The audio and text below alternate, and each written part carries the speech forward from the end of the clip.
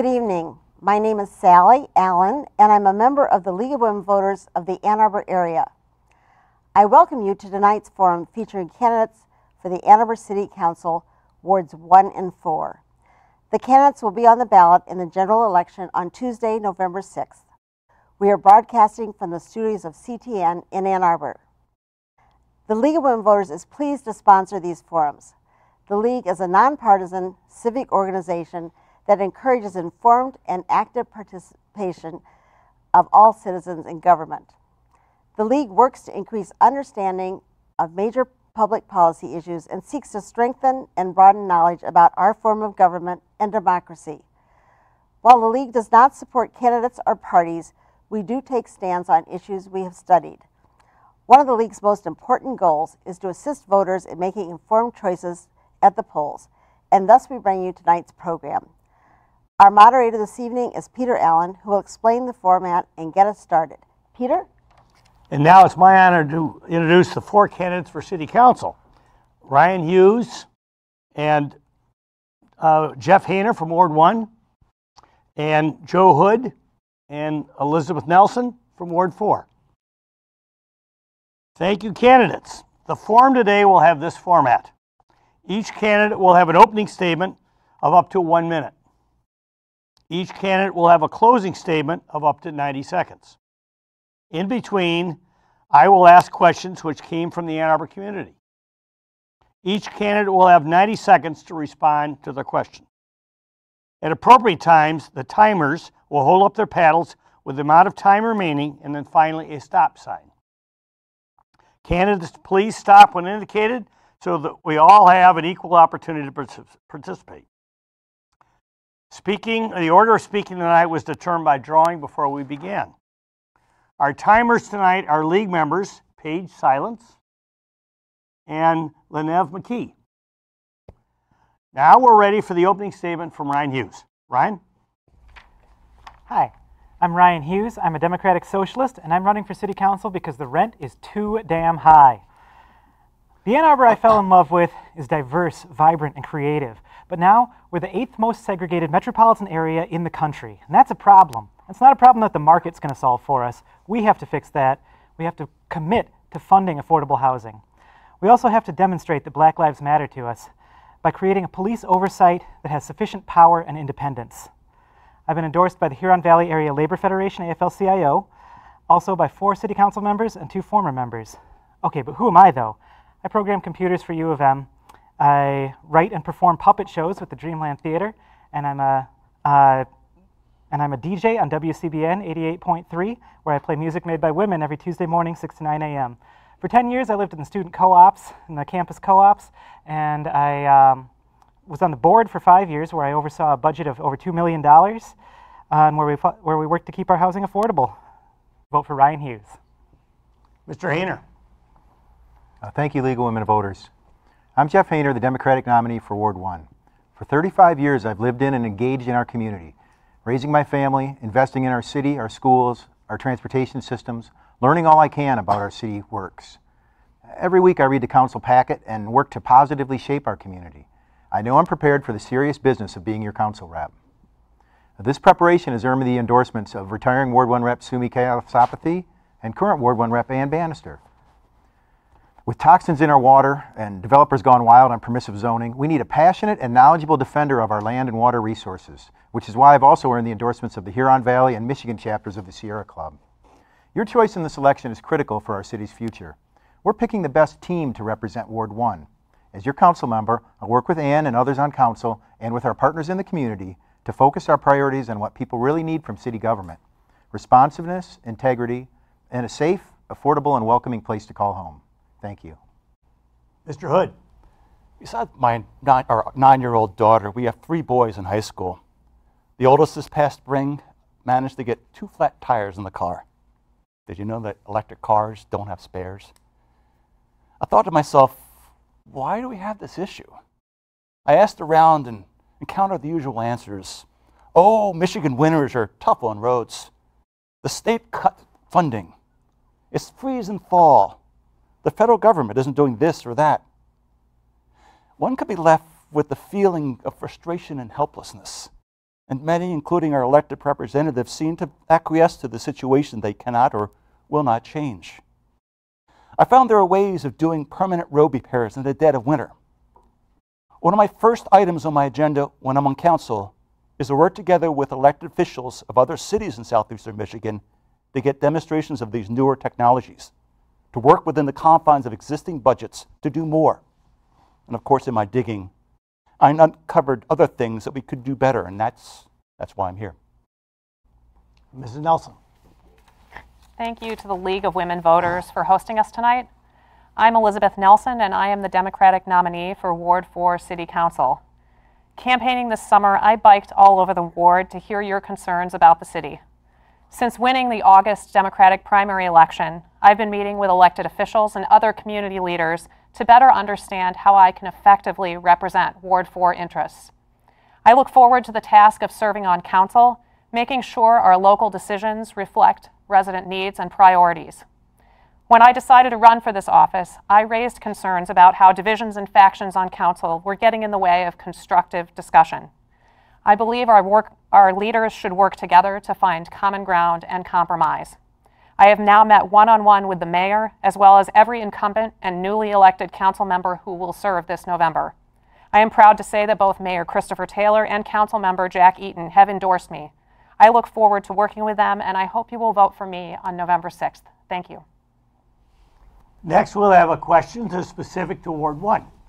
Excuse me. 3 developments could have a profound impact on Ward 1. The DT Mishcon redevelopment along the river. Next, the 721 North Main former maintenance yard owned by the city. And 3, the Tree Line Trail. What impact do you think these changes might have, and what is your position on these developments? So one of the main things that I'd like to see the city do is to fund affordable housing and build city-owned affordable housing on land that the city already owns. And I think the maintenance shed on North Main is a great spot to build a mixed-use development there that's owned by the city and is affordable. The state doesn't let us do things like rent control, and so having the city build things is one of the only ways that we can control rents. And I want to see us fund affordable housing in a couple different ways. We can pass a rule that whenever the city's revenue increases, which would happen in the case of new developments or in case of properties changing hands and getting reassessed, we can make sure that whenever our revenue increases, that we save a portion of that and earmark it for affordable housing. I also want to see us create a city income tax that would apply only to people who can afford it, and it would fund affordable housing. And if we did that, we would have plenty of money to work with the Ann Arbor Housing Commission and Avalon Housing to make sure that the city is building affordable housing on land like that maintenance shed. And yeah, I'm out of time. Well, I'll address those 3 sites in the order that you asked. So the DTE site is a great opportunity for the city and for the lower town area. We need to clean up the contamination on that site first and foremost. And I think there should be substantial open space on that site, and I think there should be public space on that site. It needs to, whatever development happens there needs to respect the river and the master plan. There's been a lot of effort on the part of the developers to work with neighbors to come up with a friendly kind of compromise vision for that area. We need to work with the neighbors more, and I also understand that another developer is asking for C1AR zoning, and I absolutely think that that should not be granted. I think it should be a PUD request. There's already pressures put on that site from the lower town failures. The second site, the 721 North Main, anytime we talk about disposing public property, there needs to be robust public input on that. Right now, and for quite a long time, it's been considered that they're going to incorporate that into the Allen Creek Greenway. It is public land, it's a public asset, and we need to respect that. And there's also concerns at that site and at all along the Allen Creek Greenway, but the stormwater issues. So anytime we have public land, we're getting ready to deal with or dispose or develop that public land, we need to look into the far future 20 years, 30 years into the future, because those are rare opportunities for us to deal with the stormwater issues. And the original vision of Allen Creek Greenway was to keep properties out of the greenway, to create a greenway by not developing in the floodplain. And I think that's still important that we realize that vision. I think the private development in the Allen Creek and the tree line area, permeable surfaces, it should be thoughtfully done. Thank you. Now questions for the 4th Ward, starting with Mr. Hood. The South State Street corridor in Ward 4 is a gateway into Ann Arbor. What is your vision for this area, and what would you like to see the city do with this important corridor? I think it's a far off vision. It is nice to have a good gateway. I mean, to come into the city that shows off what we have. But we have a ways to go before we can get there. The complaints I hear from people in the ward are not the things we're going to do, but things we haven't done. So I'm going to say that we need to fix the roads first before we even got thinking about doing that. Ms. Nelson. It's interesting. This is the same question that was asked at the last forum. The first thing is the exchange at South Street. I know that there's some conversation about removing some of the asphalt and removing some of the space that's not permeable down there, and also trying to make it more pedestrian friendly. There are a few township islands that need to be adopted into the city. And the last time I attempted to answer this question, I didn't actually have much to say because I hadn't heard much resident input about that particular corridor. There aren't neighborhoods that are bordering on that corridor. Perhaps there are opportunities to put some residential down there so that we could have mixed use in that corridor. There are some traffic issues that could be addressed. I guess that's my answer. And not fix the roads, but look at the corridor and have public discussions about how we could improve it. All right, let's move on to general questions for all 4 of the candidates, and we'll start with Mr. Hayner. Question: if affordable housing is so important to Ann Arbor, what role would you take on City Council to increase the availability of affordable housing, and where in your ward would you support the addition of such affordable housing? Well, affordable housing has become important to the city. We have a lot of market forces at play here in the city. It's not a typical market where supply and demand is going to solve this issue. We have the university who builds demand and offers high-paying jobs, pays good wages, and so that drives up rents. And we also have, it's a great city. A lot of people want to live here, and we're constantly hyping our city. And you know, we have organizations in the city like the Downtown Development Authority whose very existence is predicated on raising taxable value, and so that raises affordability issues also. And so there's one thing I would recommend we do first is to look back at what we've been doing for the last 15 or 20 years or so that has got us in this position where we have this affordability crisis, we have this wealth disparity in the county and in the city. The 1st Ward has all kinds of land coming on the rolls right now. We have a lot of township islands that are about to be annexed in the 4th round of annexation next year, and large properties. There's one that's in excess of the size of Arrowwood. And so I'm calling for equitable growth in the city. When we look at growth moving forward, we need to realize that we've only addressed one market segment. We've addressed the high-end segment of the market and not the missing middle and not the lower end. We're 400 or 500 units behind on the lower end. And so through infill projects, through looking at the rezoning and the zoning of the township islands that are coming into Ward 1, I think those are good ways to get a mix of housing uses. We need senior housing, we need affordable housing at all levels up to the middle, and we need cooperative housing. We need to be more thoughtful and more practical. Mr. Hood, please. Affordable housing means different things to different people. If you're entering your golden years, you're retiring, you're not having the same amount of money anymore, but your real estate taxes are still going up, that's an affordability issue for a lot of folks in my ward. As far as places that would build affordable housing in the 4th Ward, there's not a lot there. And the reality is that you're driven by motor transportation to get to these places, which is not ideal for any kind of walkability. You're generally pointing to greater density downtown where you can walk to places. If there's places within the township islands, there's of course always low-income housing credits we could use. And I don't think the The houses in the backyard, I forgot the name of the places they're called, work too well in the different neighborhoods we have. They'd work much better in maybe older, bigger houses with bigger yards. But that's what I have to say about it. Ms. Nelson. I think it's an important conversation to have about our housing needs, and like what Jeff said, I am concerned that a lot of the housing that's being built now is meeting only the high end. I'm also concerned about some denser developments that are bordering on neighborhoods that are concerning to residents who are concerned about the impact. I have affordable housing around the corner from me on Pauline that is lower density, and it fits into our neighborhood very nicely. I do appreciate that it is harder to find opportunities like that to infill. Residents have come to me with ideas about where developments could happen.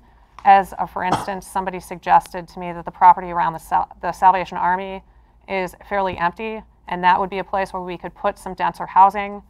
I know that I've had some good conversations with Jennifer Hall about opportunities to create affordable housing across the city, because it is a problem how segregated our city is. We need to be looking in all of the neighborhoods.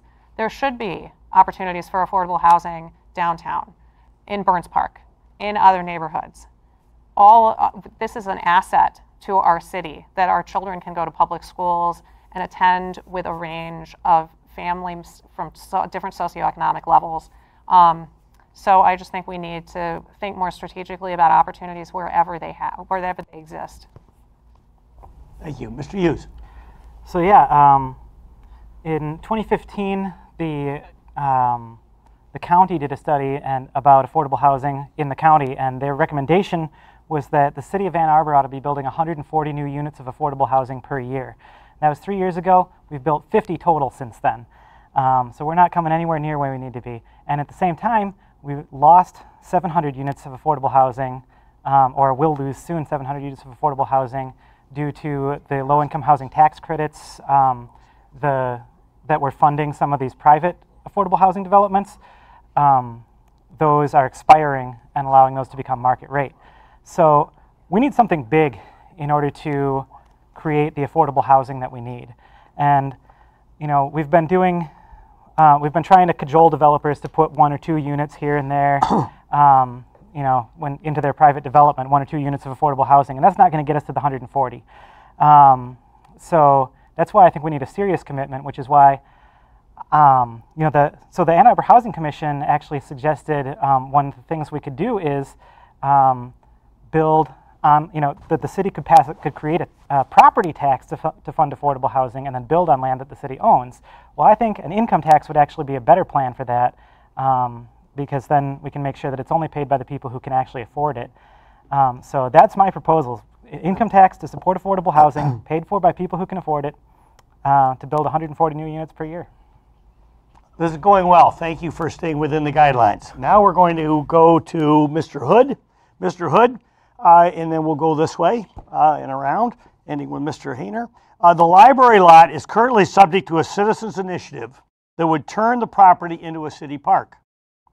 If the ballot proposal passes in November, the Affordable Housing Trust Fund stands to lose about $5 million, and the city of Ann Arbor will most likely incur significant legal fees by terminating the contract with Core Spaces.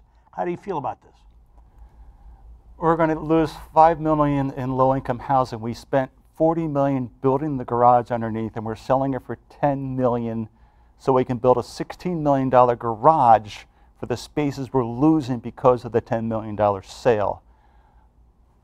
It doesn't add up. It's Enron accounting. Whatever way we go with the vote on that, whether it becomes a park or becomes a 17-story building, I'm in favor of what the public decides. But there's some strange numbers going around for how this works, and it doesn't come up right. That's my answer for it. Okay. Ms. Nelson. I'm glad this decision is going to voters, and frankly, there are many aspects to the question. And it sort of reminds us that Ann Arbor residents do care about their urban landscape, and they want to talk about the lasting impact of our choices. So Core Spaces is still working out designs that will accommodate their neighbors in the Denali building next door. And it might get taller than the plan that's being talked about now that's 17 stories. At the same time, there is clearly a huge difference between receiving revenue and creating a publicly owned space. My position is that I think it was probably a mistake from the beginning to try to wring the maximum amount of money out of this property, because the controversy that we're seeing now is probably related to the size and scale of the project, which is not the fault of Core Spaces. But I urge everyone who is planning to vote in November to educate yourself about these choices, because I very much support the opportunity for voters to weigh in. And it is a complicated choice. It's not just a big building. It's not just a pile of money. It's important. And I'm glad it's going to the voters. Mr. Hughes.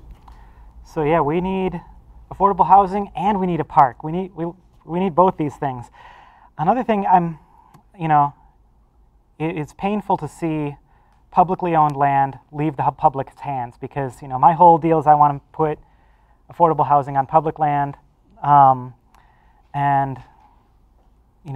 once it leaves the public's hands, it's going to stay in the hands of the private sector forever. But on the other hand, that $5 million for affordable housing, that is nothing to sneeze at. That's the amount of money that we've had in the Affordable Housing Trust Fund cumulatively since it was created in 1989. So that is a lot of money for affordable housing. And if the Ann Arbor Housing Commission, they told me that for every dollar they get, they can leverage that to get 25 more. So that's actually a huge pile of money for affordable housing. So, whew, I wouldn't want to see that go away. So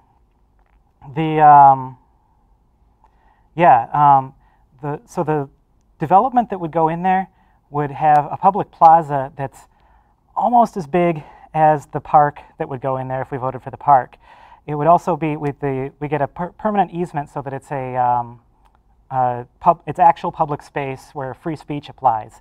So I don't know. I think it's a pretty good compromise to build that building. And if I had my way, the city would continue owning the land, would build some more missing middle type of housing there all over the city. But several hundred units of affordable housing in the hand is worth a couple thousand in the bush. Mr. Hayner. Well, first to address the question, it's a good question and people want to know, but you can't lose something you never had. So that $5 million, it's not a one or the other situation we're talking about here. And when I go to doors and people ask me about it, I say the same thing to everybody. It's going to a vote. It's going to a vote of the people. Ask me November 7th what I want to do with that. You got to respect the will of the people and their tenacity to get it on the ballot in its original form.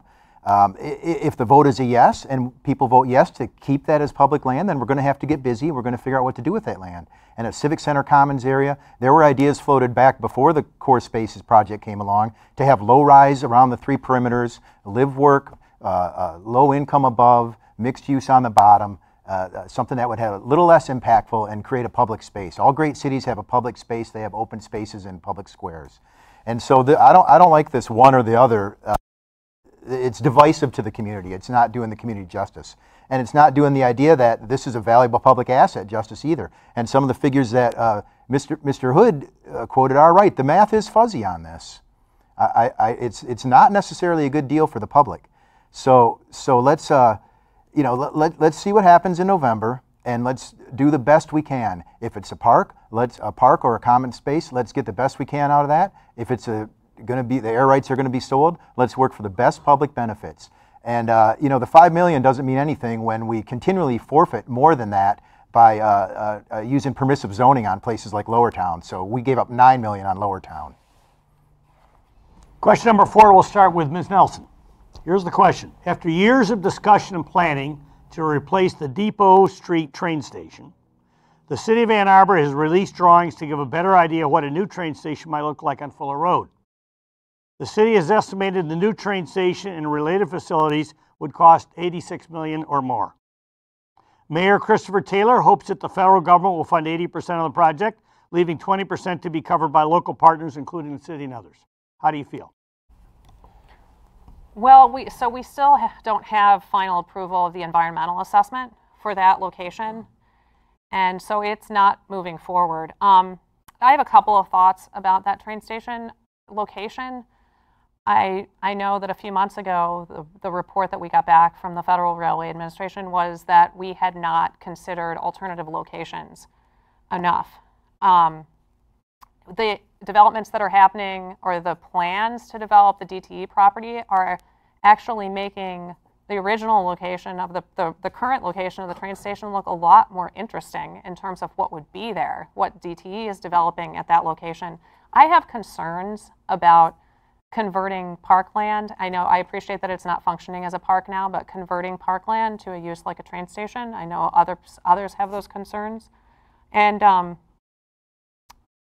like I said, I share the concerns that the feds offered, that we didn't properly consider alternatives.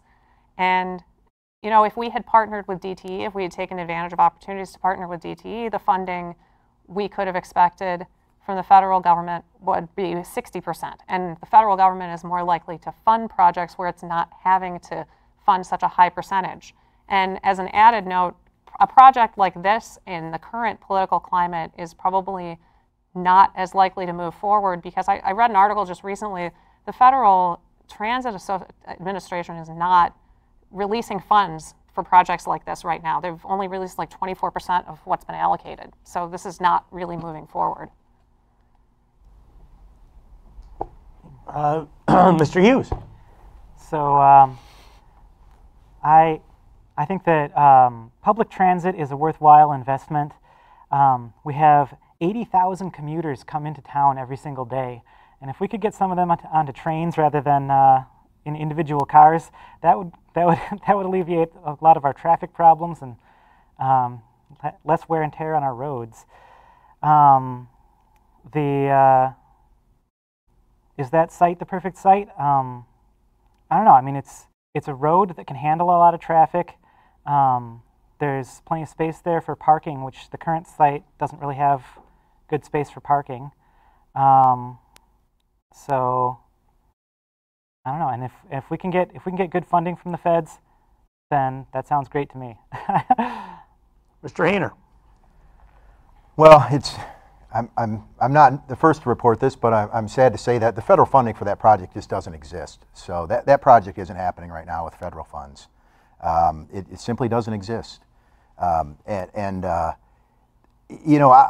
a big supporter of transit too, and living in the first ward of Barton and Pontiac intersection, more or less.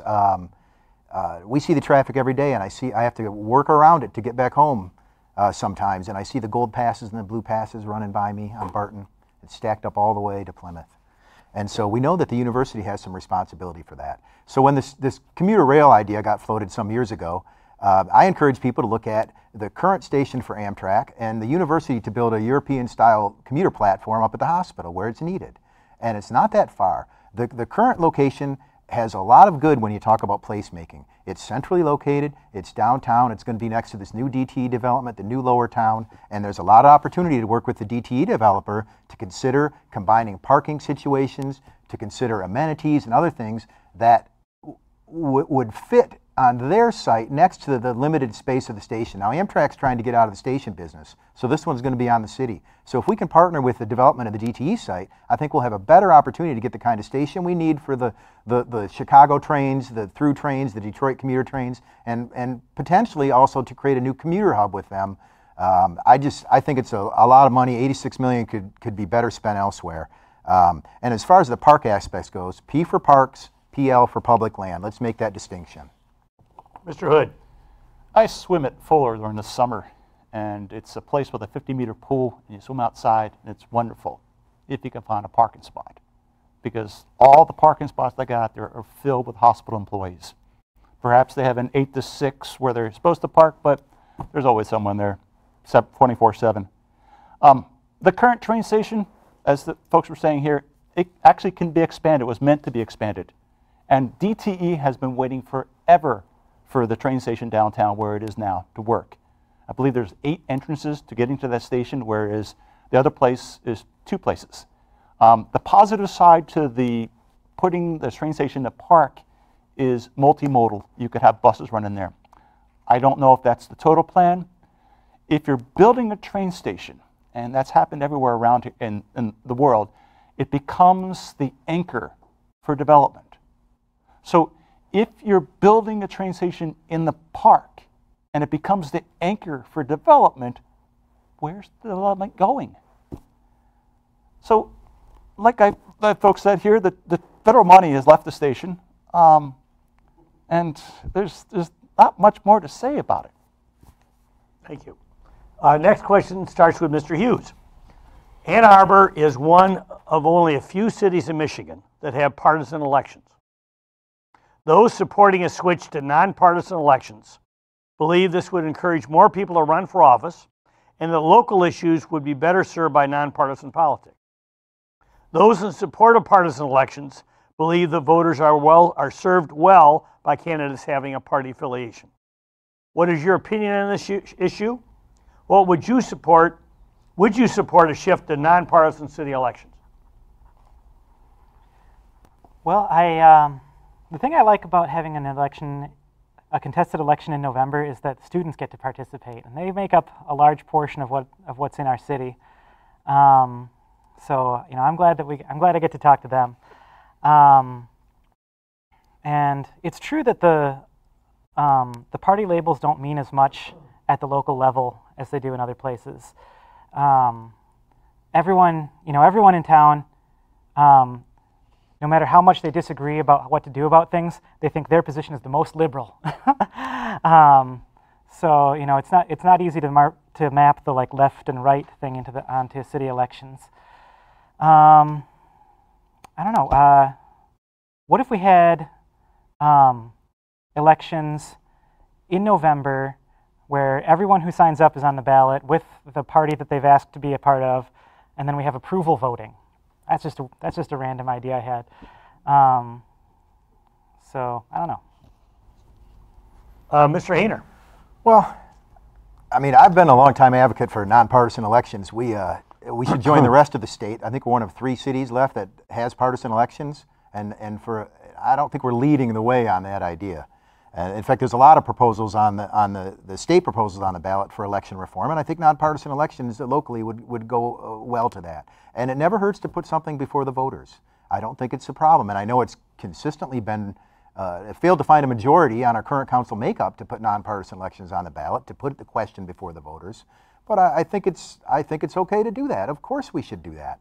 So, one thing I've been thinking about a lot, because the voting policies and independent redistricting and the state voting rights acts that are on the ballot are important, and one of them includes straight ticket voting, and we don't have straight ticket voting right now, and that's an access issue, along with like no reason absentee and things like that. And so I think if you want to have straight ticket voting, you have to have partisan elections. There's no other way around it. But in a primary, I hate the idea that I'm disenfranchised. I don't have any opportunity to vote against people in another column. If I'm a Democrat, I'm voting right down the middle. I can't go over to the R column and vote against someone that I don't want to seek office. So it's preventing me from acting above my class here in the city, you might say. And so I don't think that's right. I think that partisan elections have a way of suppressing voter activity. Mr. Hood. Our primaries happen in August, when a good portion of the electorate is away.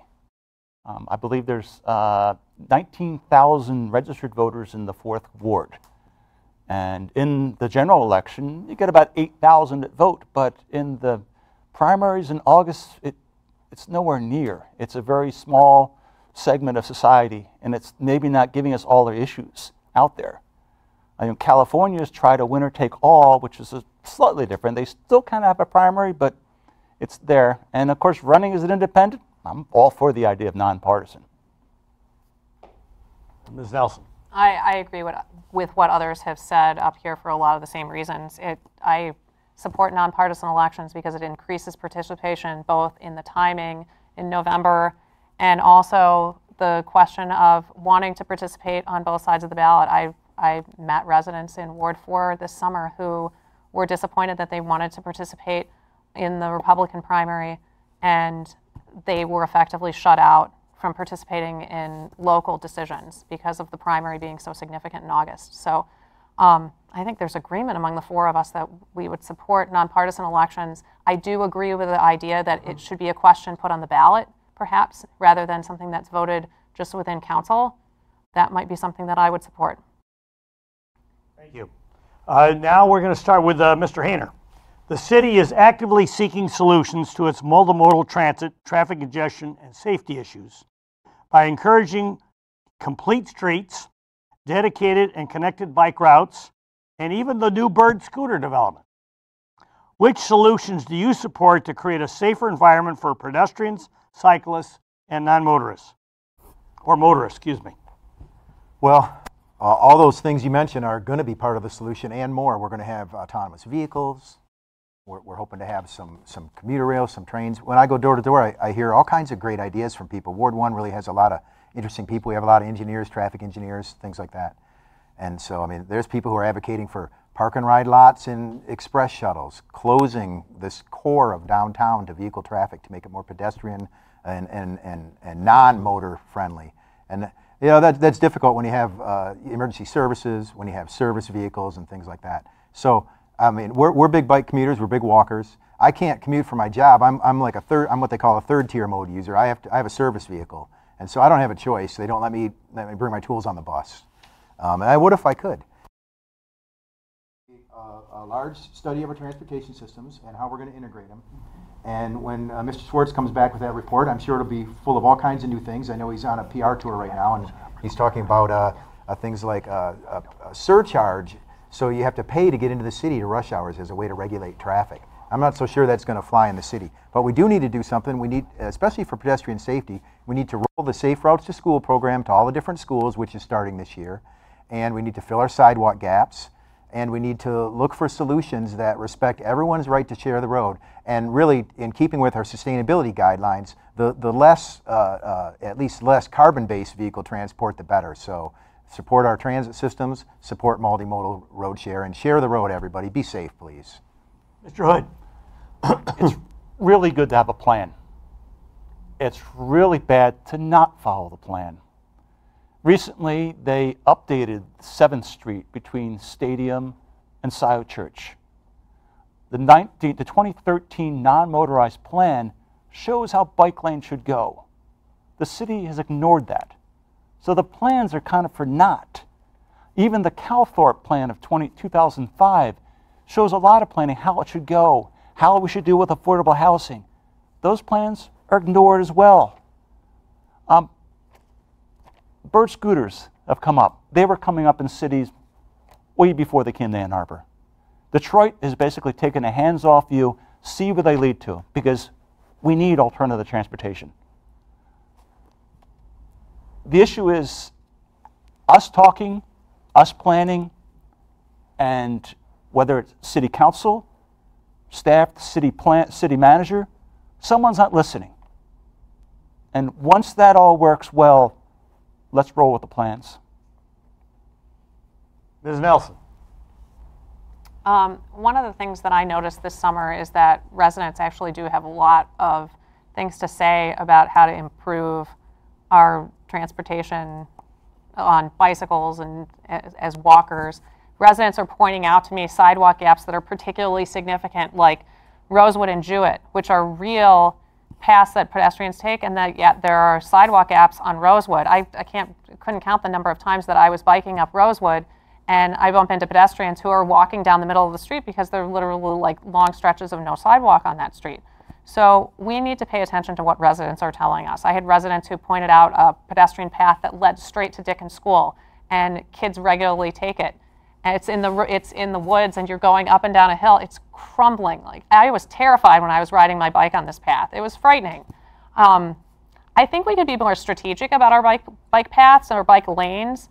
I notice when I bike around town, there are places where the bike lanes just suddenly disappear, and all of a sudden I have to fly onto the sidewalk and keep carefully on my brakes so that I'm not going to crash into somebody. There are some roads in town that I'm not particularly interested in riding my bicycle down them because I simply don't feel safe. A resident told me that they used to live in a town, I think it was Madison they were telling me about, where the city had actually looked strategically at the town and decided, you know, we're not going to have really excellent bike lanes on every single thoroughfare. It's not reasonable. And so we have to figure out what are the main thoroughfares we're really going to invest in this infrastructure so people can move about. And Mr. Hughes. All right. So I like what I'm seeing with the DDA's plan to do a protected bike lane down William, and their plan to put the off-peak parking on Huron Street. I think in a lot of times when we narrow the roads, then the cars will go slower, and then it's safer for everyone. This is a vision zero kind of thing, planning for zero fatalities. I also want to see our sidewalks improved. In my neighborhood, we have something we call Snow Buddy. Neighbors got together, they bought a tractor, and they just do the snow removal on everyone's sidewalk. And they did that as a model to see how it could be done throughout the city. And I want to see that happen. I want to see that go throughout the city, because I have a friend who uses a walker and doesn't own a car. So all winter, they're just trapped in their house unless they can get a friend to come help them. We should be able to, if we can clear the streets for the cars, for people who own cars, we should clear the sidewalks for people who own feet. Also, I'd like to see us have free public transit, like just no fare. I think that'd be great, because I have a U of M ID, and that lets me just ride the bus whenever I want. And that means there's a lot of trips I'm taking with, that I think someone who, if I had to and I make a lot of money, but if I had to pay $1.50 for each of those trips, I would be a lot less free with taking the bus. So free public transit, yeah. Okay, now we're going to Mr. Hood with this question. With concerns about the Gelman plume and the recent discovery of high levels of BFAs in the Huron River, what more can the city do to address these issues? For the Gelman plume, what they should have done is gone together with the EPA. They didn't. They let it kind of fly and said, okay, it's going along. I don't think it was a good thing. I think the only way you're going to be able to deal with the Gelman plume is with the EPA. The state court, they don't have the ability to do anything with it. So the only teeth is the EPA. On the polyfluorides in our water, I think the city's doing what it can by filtering out with the increased carbon filter, the smaller size. So, and who knows what else we might find in our water in the future. So we're doing what we can. I'm surprised. I'm happy that the water department is able to react so quickly. They had a quick amend to fix things before they're going to do the later carbon filter. So it's good. It all sounds good right now. Ms. Nelson. I agree with Mr. Hood that it sounds like the city is doing just about as much as it can. This problem is much bigger than the city can handle on its own. We're clearly going to have to be advocating for efforts at the state level and the federal level. The EPA should be helping us. In terms of what we can do at a local level, I think we need to pay attention to places where we're monitoring the dioxin plume. I know that one of the concerns about a development bordering on Dolph Park is that the development might be covering wells where we're monitoring the dioxin plume. Now, I've been told that these wells can be moved or there are other strategies, but we need to be paying attention to opportunities that we have at the local level to monitor these problems. I think information is the key to everything. We need to make sure that we are taking responsibility as a city to measure the levels of to find where the dioxin plume is and understand how it's moving and understand and monitor how PFAS may or may not be increasing in our water supply. Mr. Hughes? So the Gelman plume has been a problem for 30 years, and I think we've missed a lot of opportunities to clean it up. And but we can't just grumble about that. We got to get it cleaned up. We should ask to be on the Superfund site so that we can get EPA's help. And we've got this court cases going on, but I tell you, while we're sitting around trying to get the people who should be paying for the pollution to clean it up, it's spreading. I kind of think we should just work with the local governments around here to just go ahead and pay for it and do it ourselves. Because if there's poison in the water, you clean up the poison. And maybe we can recover some of that money in court later. But like, it's more important to not have a poisonous city than it is to make sure that the exact right person is paying for it. Yeah, that's what I think. Mr. Hayner. So, in the primary forum, we got to talk about whatever we wanted, and I picked the Gelman Plume, so I'm extra excited about this. So, I encourage viewers at home to go to srsw.org, ScioResidenceForSafeWater.org, and learn everything you ever wanted to know and much more you probably didn't about the Gelman Plume, the spread of the plume, the historical data, the well locations, all that's out there. And so I sit with the card group once a month, and we've been looking at this for a long time. And the Gelman Plume represents a rare opportunity as far as EPA, the 1,400 sites that are on the EPA Superfund list. It's a perfect opportunity for pump and treat to set an example of how we can clean up dioxin. Now, I promised I wasn't going to do this and have a I told you so moment, but about 5 years ago, I started advocating for a thing called 1% for water, where I wanted to take 1% of each water bill and set it aside in a fund dedicated solely to dealing with water issues in the city. And had we done that, we would be ready to deal with the PFAS remediation, the 850 grand we just spent for carbon filters, the MDQ copper lead abatement requirements. 2,500 houses have to have their galvanized water mains from the curb stop to the house replaced at the city on the city's dime. UV treatment for cryptosporidium. There's all kinds of problems with their water. The Huron River watershed is very impacted. Its stormwater plays a big role in that. Well, PFAS makes dioxin look like Kool-Aid. It's the worst thing we've ever seen in our water system. So I encourage vigorous monitoring, vigorous treatment at the plant, and also monitoring the river for other things like E. coli and other potential chemistry in the future. Okay, we're starting with Ms. Nelson. Last question and your closing comments. In addition to the questions you already asked, what other issue is of a priority to you and how would you address it? I think a big issue for Ward 4 is stormwater runoff.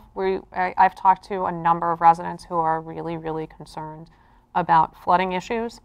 And I think that underground infrastructure is every bit as important as street surface infrastructure. And so I'm interested in aggressively looking at the plans that are currently being considered for reservoirs in the Lawton area to address some of these problems. And I actually think that this is going to have, no pun intended, some spillover benefits in terms of the pollutants that are washed into the Huron River. If we can slow down the flow of stormwater, it means fewer pollutants that are flowing into the Huron River. So that's something that I'm interested in working on. And additionally, I'm interested in increasing the connection between our city decisions and residents. I think that we need to increase communication between our city government and the residents who are impacted by the decisions that we make. So stormwater is one of the bigger issues that's affecting Ward 4, but just generally, I'm interested in making sure that our residents are aware of some of the decisions that are coming before council, and they have plenty of opportunities to offer input so that our decisions reflect their concerns.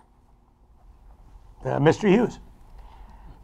So 3.5 years ago, the Ann Arbor police shot and killed a woman named Aura Rosser. The police were called there because she was having mental health problems, and the friend thought, if you have a problem that you can't handle, you call 911 because someone needs help. She was someone who was known to the police, known to community mental health. The police were called there to help her, and within 5 seconds of opening the door, they had shot and killed her because she was holding a knife in her kitchen. We need, and in the time since that's happened, we've done hardly anything to change that, to make sure that those conditions aren't there anymore, to make sure that people are safe from the police. And so this summer, the Ann Arbor Police Task Force was created to design an oversight commission for the police. And they came up with a proposal that's actually pretty good. And I would like to see the City Council pass the Police Oversight Commission as recommended by the task force. I'd also like to see us hire social workers who can be on the staff of the police who can come out and answer some of those calls instead of police or maybe with police. Because if you call 911 and you say my house is on fire, they don't send cops, they send the fire department. We should have appropriate people to handle the appropriate jobs. First, I want to second what Mr. Hughes said about the council adopting from whole cloth of the guidelines that were brought forth from the people for the police task force. I couldn't agree more with that. And take what was given to you, all the hours and hours of hard work and community engagement and community input, and have that tool in place, and then tweak it later. But the idea that they turned down that, I think we both find that kind of offensive and kind of odd. And so 100%, they need to be autonomous, they need to have authority, and I think they should have independent counsel, and I completely agree with that. But to address something that I'd like to talk about, I think it would be land use and our sustainability goals as a city, because we're kind of trapped inside, and we've made great investments in the Greenbelt area, and we've turned our back on some investments inside the freeway wing for those Greenbelt dollars. Some of that was supposed to be spent inside, closer into the city, and I wish it had, because that would have been more in keeping with our sustainability goals, local farming, stormwater action, and assigning natural capital to the value of the land. Like when we look at for instance, when we look at stormwater issues, we look at the mitigating the amount that's comes off of the impervious surface that's built. But what we don't do is we don't look at the natural capital of the land, the retaining value of the land without the construction on it. And so we don't have opportunities to go back to all the rest of the property that's already built in Ann Arbor and have better stormwater management on those properties. We only have opportunities for properties moving forward, especially city-owned properties. So I'd say look for sustainable land use, equitable growth. It's very important. We're running out. Thank you. Mr. Hood? Social aspects, mental health millage. It's interesting that we talk about the fact that social workers working together with police, having gone on a ride along with the police department, it's interesting to watch that they're on a first name basis with the social workers. That if we needed more social workers, something that mental health millage might have applied to instead of global warming. But I watched the police task force, and the interesting thing was that there's a lot of smart people on that committee in their 4-hour meeting or whatever. And what they're trying to do is reinvent government. They're trying to basically do what we should already be doing with our elected government to begin with. And we're finding that same issue in, I hate to harp on the roads. They took out, the city took out a right turn lane. And there's a long line of people every morning trying to get to work, to school, wherever else. And it's made it unsafe, because you got cyclists who are going to get hit the way they've redone the intersection. So government is not performing the way it should. The ideal in our government, we have a weak mayor format with a city manager. The city manager basically runs the day-to-day business of the city. If something happens, it's not answered by the citizens, then the city council is supposed to deal with the city manager. And that hasn't happened. So we're not running on all 8 cylinders. And finally, Ms. Nelson. Whoops.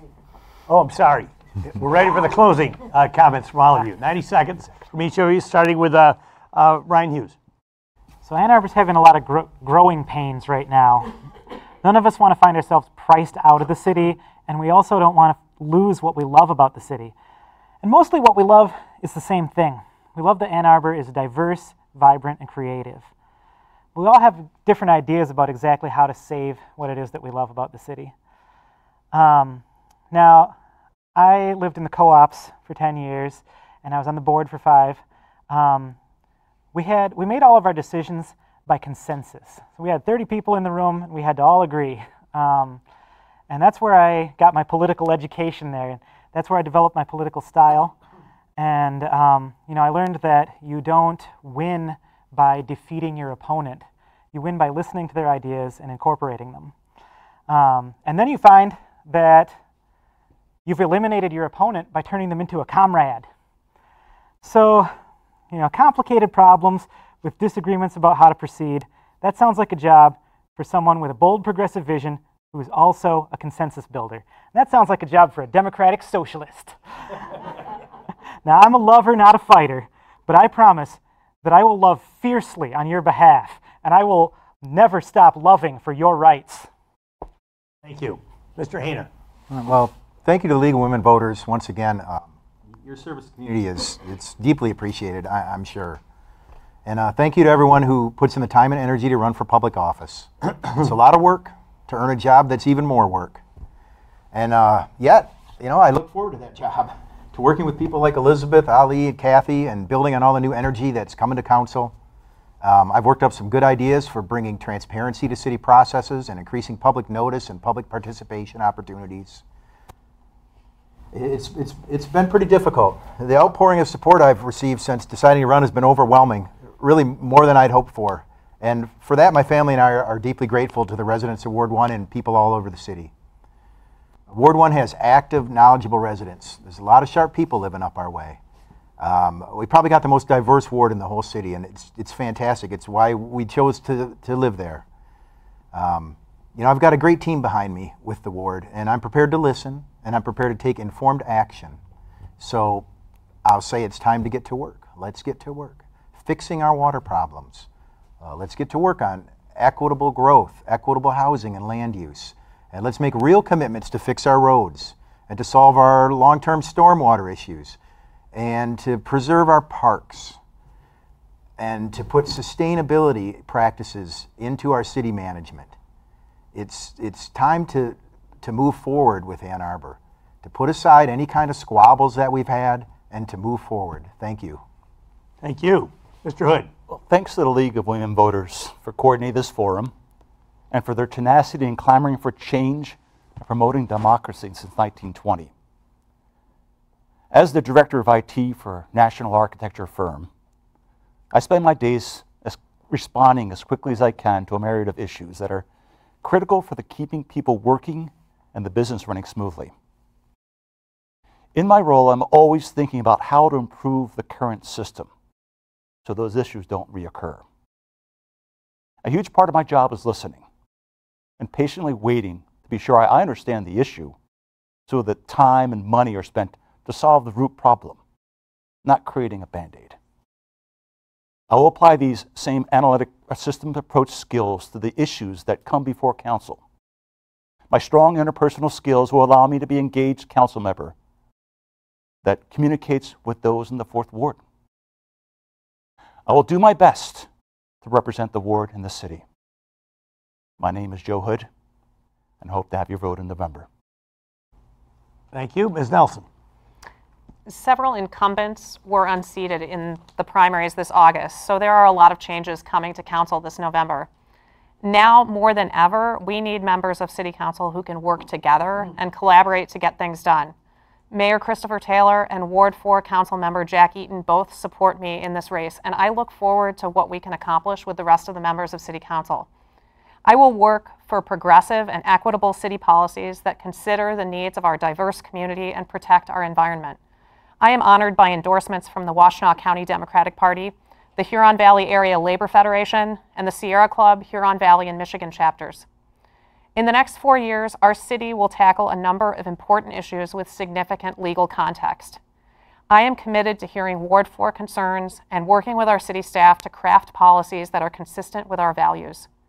My training as a lawyer makes me a stronger advocate for Ward 4. I will know what questions to ask our city attorneys, and I will understand their answers. As your member of City Council, I will promote greater transparency and accountability so that you can stay informed about city decisions and you have an opportunity to share concerns with me. I'm now available every Tuesday afternoon at Roos Roast on Rosewood from 4 to 6 p.m. for coffee hours, and I'm happy to arrange other times for conversation. You can sign up for my email list at a2lnl.com. I look forward to serving Ward 4, and I hope you will vote for me on November 6th. Thanks. Thank you. The League thanks the candidates for participating in tonight's forum, to those who contributed questions, and to CTN for making this program possible. These forums will be rebroadcast on Channel 19 a number of times between now and the election. They are also available on demand for streaming on your computer or smartphone. Go to our website, lwvannarbor.org, and look for the link to the programs. Please urge your friends and fellow residents to watch these forums too. For additional nonpartisan information on candidates and ballot issues, go to vote411.org. the League's voter resource guide covering local, state, and federal candidates and current proposals that will appear on your ballot. And please remember to vote on November 6th.